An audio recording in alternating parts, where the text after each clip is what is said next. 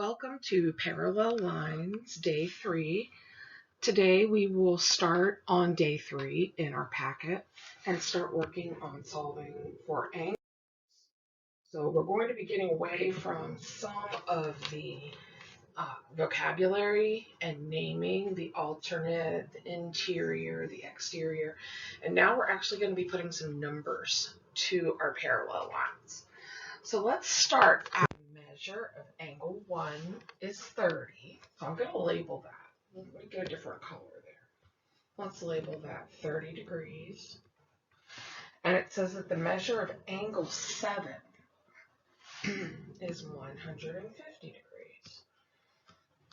Now what we can do is work on each group of 4 angles.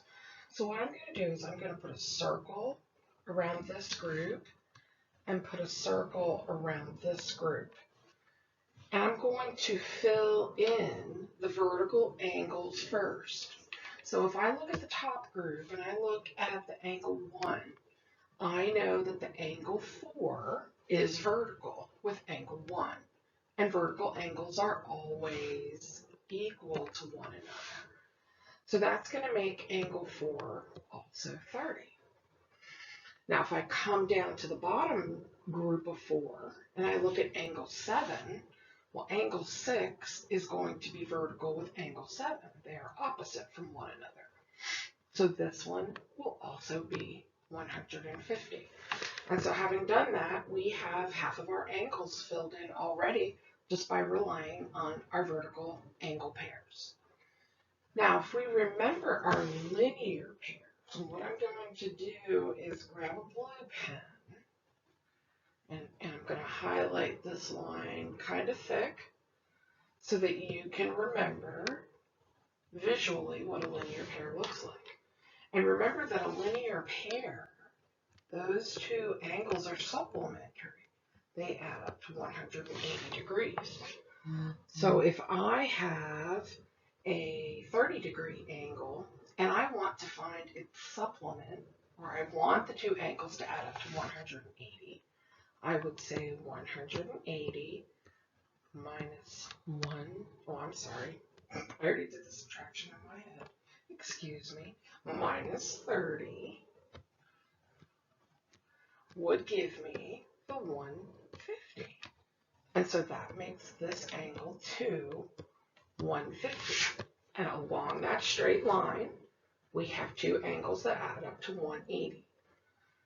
Now, if we look at angle 2 and angle 3, we can say, hey, but wait a minute, those are also vertical. So those vertical angles are going to be the same. They're both going to be 150. And you can see that I have what we call a neighborhood of 30, 30, 150, 150 that add up to that 360 that we're used to with the linear pairs and the vertical angles. If we move to the bottom neighborhood of 4 angles, we're going to understand a little better that we also have linear pairs here. So if we said 180 minus 150, I think we know that that would give us 30 for angle 5. And then angle 5 and angle 8 are vertical. And we have that same exact group of numbers. We have the 30s and we have the 150s. And this is what the angle pairs look like when we have parallel lines cut by a transversal. Now we can do this for really any situation as long as the lines are parallel. So what we're going to do, instead of using numbers for just a moment, we're going to use the letters B and L. And we're going to write in the boxes. We're going to start here with a B. B means big. L means little. And we're going to fill in our vertical. And we're going to fill in our vertical. And then we're going to fill in our little angle verticals. And you can see that pattern that we had on the previous page. All we've done is represent that with the B and the L instead of the 150 and the 30. And I think what's helpful to remember, this box is extremely useful. If we remember that the big angles always equal the big angles, and the little angles always equal the little angles.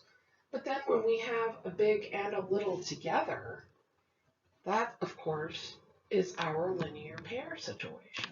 And those add up to 180. But they don't have to be linear pairs. If you take a look at, say, let me grab a different color. If you take a look at this B and this L, those aren't linear pairs because they're so far away from each other. They're not adjacent. They still lie on a straight line, but they're not adjacent to one another. But they still add up to 180. And of course, the key thing that we have to remember in this picture is this label right here in yellow. These little black arrows mean that these two lines are in fact parallel. And we have to have that condition before the B and the L relationships will work.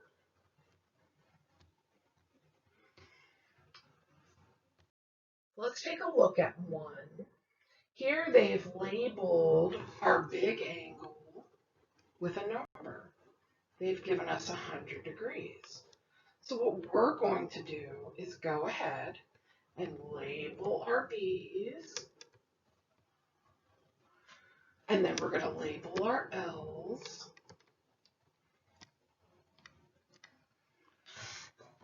and we're going to say, hey, that 100-degree angle, that was a B angle. How do I figure out my L angle? Well, we know that the B plus the L equals 180. So we can say 180 minus 100 is 80. And there you go. So in this diagram, all of our L's will be 80, and all of our B's will be 100. And that is simply because of the vertical angles and the linear pair relationship associated with this condition, the parallel lines cut by the transversal line. And if it helps you any, maybe I should have done this on the previous pictures, isolating that and maybe labeling that as the transversal might be helpful for some of you. If you're looking at the picture and getting confused, it might help to label that. So if you need that, go right ahead and do that. The two that I have the little black arrows circled on, those are the parallel